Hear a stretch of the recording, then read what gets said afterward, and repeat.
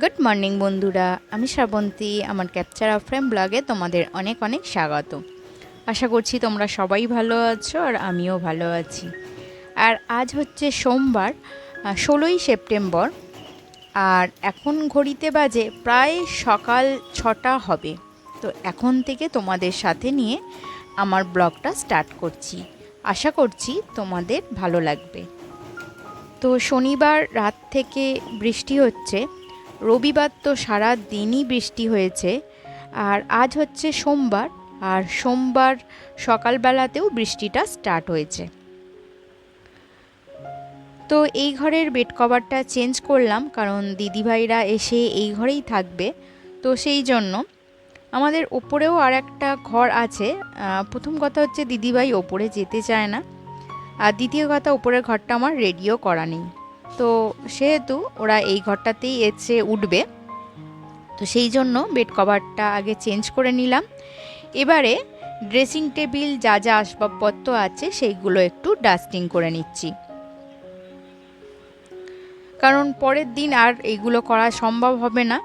তো অনেকগুলো তিনটে বাচ্চা থাকবে, তো এইভাবে গোছানো আর সম্ভব হবে না। তো সেই জন্য একটু হালকাভাবে ডাস্টিংগুলো করে নিচ্ছি।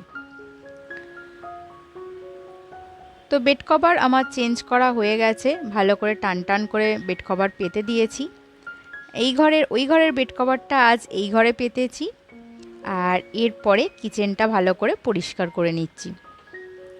রাত্রিবেলা তো আমি কিচেন ভালো করে পরিষ্কার করেই রাখি, দেখতেই পাচ্ছ।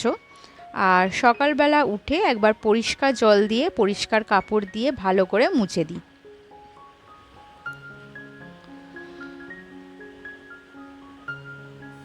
আর আজ যেহেতু পুজোর রান্না বান্না হবে, তো সকালে আমি ভাত খাবো না, মানে দুপুরের লাঞ্চে ভাত খাবো না।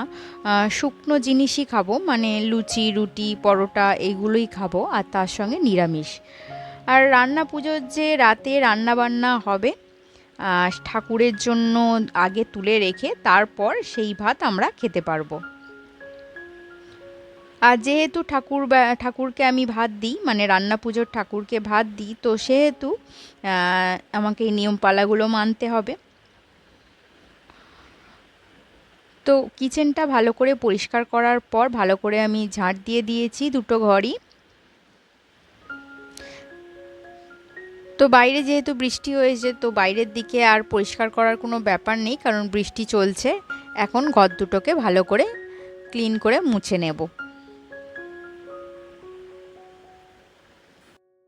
আর ঘর দুটোকে মোছার পর বেশ কিছু জামা কাপড় আছে, তো সেইগুলো একটু হালকা গরম জলে ভিজিয়ে দেব, যেগুলো দিদি এসে কাচবে। তো আজকে আমাদের বাড়িতে আমাকে যে বাড়ির কাজে হেল্প করে, সে একটু দেরিতে আসবে বলেছে। তো এখন ওইগুলো কমপ্লিট করে আমি স্নানটা সেরে আসব।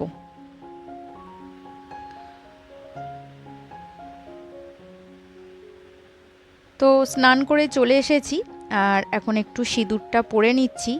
আর সিঁদুরের যে জায়গাটা, তাতে দেখলাম চুল, তো সেটা পরিষ্কার করে সিঁদুরটা পরে নিলাম।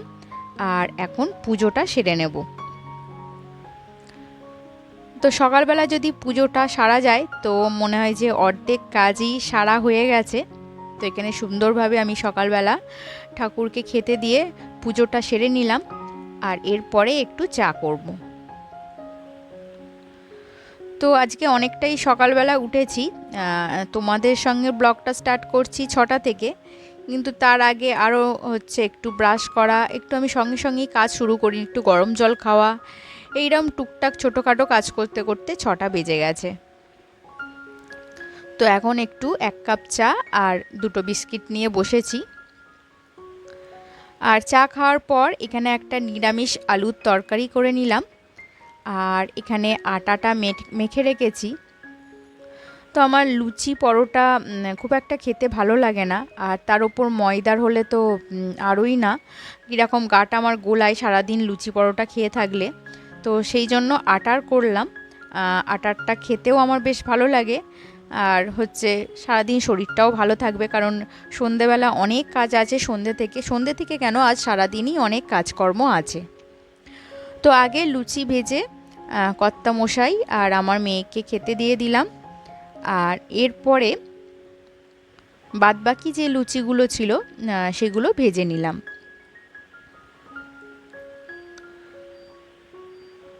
তো এরপরে চলে এসেছি এই ঘরটা পরিষ্কার করতে। এই ঘরের বেড কভারটাও চেঞ্জ করে দিলাম। আসলে আগের দিন চেঞ্জ করলে চেঞ্জ করা যেতে পারতো, কিন্তু বাচ্চারা তো জানোই কীরকম হয়।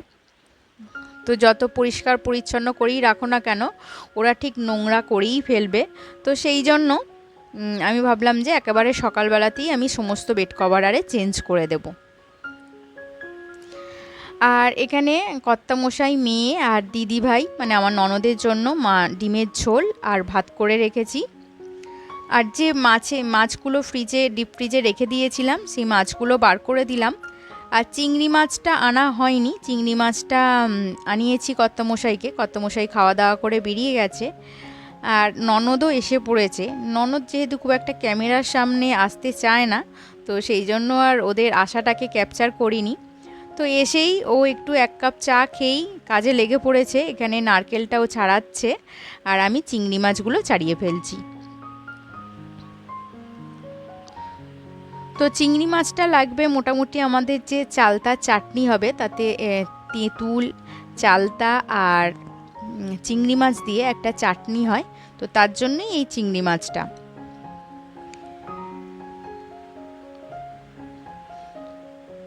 তো ওরা একটু টিফিন করে বাচ্চাগুলো যে যার মতো খেলছে। আর এরপরে দুপুরবেলা খাওয়া দাওয়া করে আর ভিডিও কোনো রেকর্ড করিনি বা ভিডিও ক্যামেরা করিনি।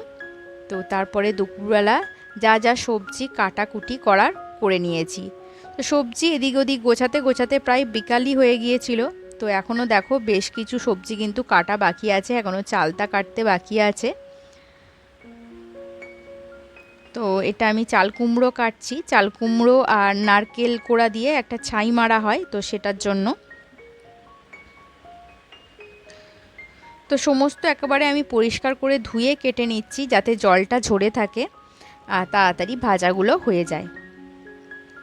তো এখানে দেখো আমার ঢ্যাঁড়স, পটল, বেগুন, চিচিঙা, কুমড়ো, তারপরে বরবটি, এইসব উচ্ছে, করলা, তো এগুলো মোটামুটি আমার কাটা হয়ে গেছে।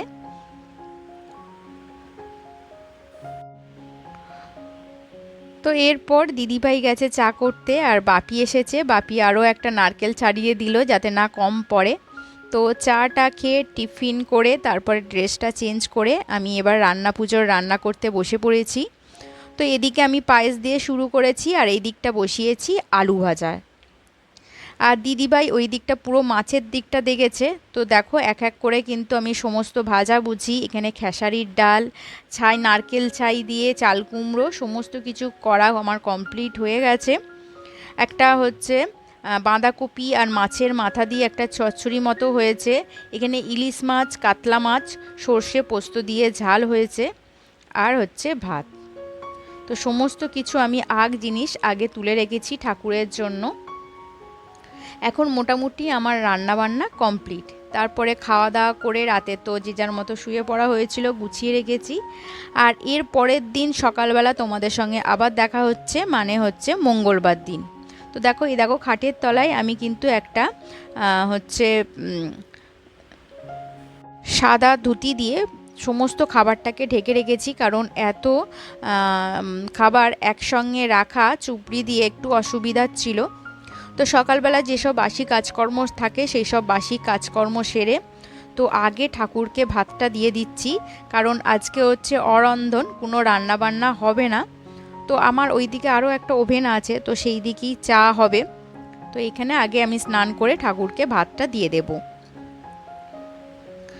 তো এখানে একটা মনসা ডাল সাজিয়ে দিয়েছি আর সমস্ত খাবার সাজিয়ে দিয়েছি, যা যা খাবার আমি করেছি।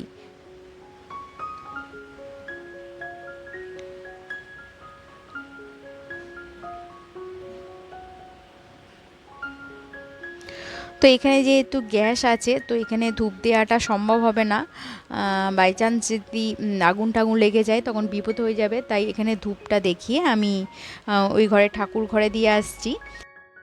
আর আমার যে বাড়ির মনসা ঠাকুর আছে তো বেলার দিকে ঠাকুরমশাই আসবে, সেখানে পুজো করে দিয়ে যাবে। তো এরপরে চলবে সারা দিন খাওয়া দাওয়ার পালা, কারণ আগের দিন রান্না বান্না যেগুলো হয়েছে সেইগুলোই খাওয়া দাওয়া চলবে।